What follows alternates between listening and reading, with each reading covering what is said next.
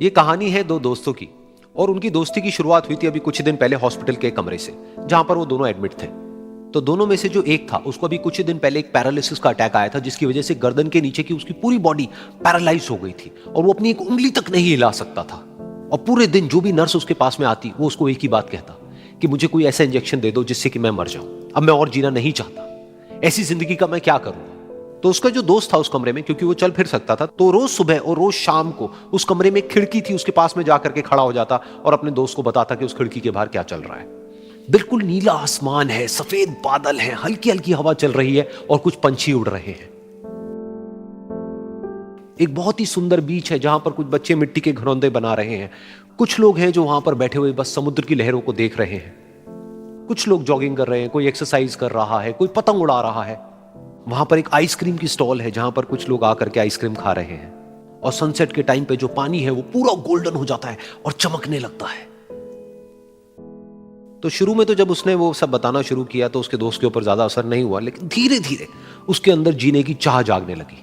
अब वो सुबह का इंतजार करने लगा कि जल्दी से सुबह हो और मेरा दोस्त मुझे बताए कि आज यहां पर क्या हो रहा है। कुछ दिन तक ऐसे ही चलता रहा। फिर एक दिन जब वो सुबह उठा तो उसने देखा कि सामने वाला बेड खाली है। फिर उसने नर्स को बुलाया और उससे पूछा कि क्या वो डिस्चार्ज हो गया है। तो नर्स ने कहा कि आपको तो उन्होंने बताया होगा, उनके पास कुछ ही दिन बाकी थे और कल रात को ही उनकी डेथ हो गई है। ये सुन करके उसके अंदर की उम्मीद पूरी तरह से टूट गई, क्योंकि सिर्फ उसका दोस्त ही था जिसने उसको बाहर की दुनिया से जोड़ा हुआ था, जिसकी वजह से वो जान पाता था कि बाहर क्या हो रहा है और ये दुनिया कितनी खूबसूरत है।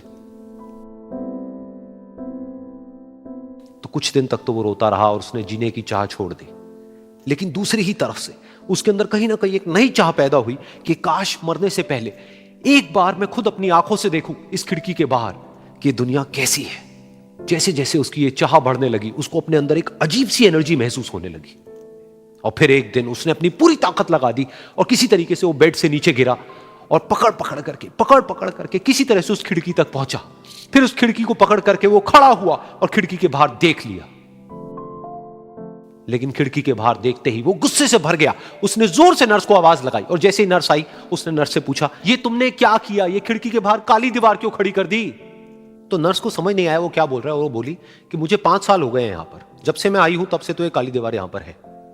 तब जाकर के उसको समझ आया कि उसका वो दोस्त उससे झूठ बोल रहा था।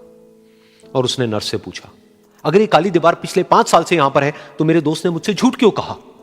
तो नर्स थोड़ा सा मुस्कुराई और बोली कि मैं ये तो नहीं जानती कि उन्होंने आपसे झूठ क्यों कहा, लेकिन मैं इतना जरूर जानती हूं कि जो भी कुछ उन्होंने आपसे कहा उसी वजह से आप अभी अपने पैरों पर खड़े हैं।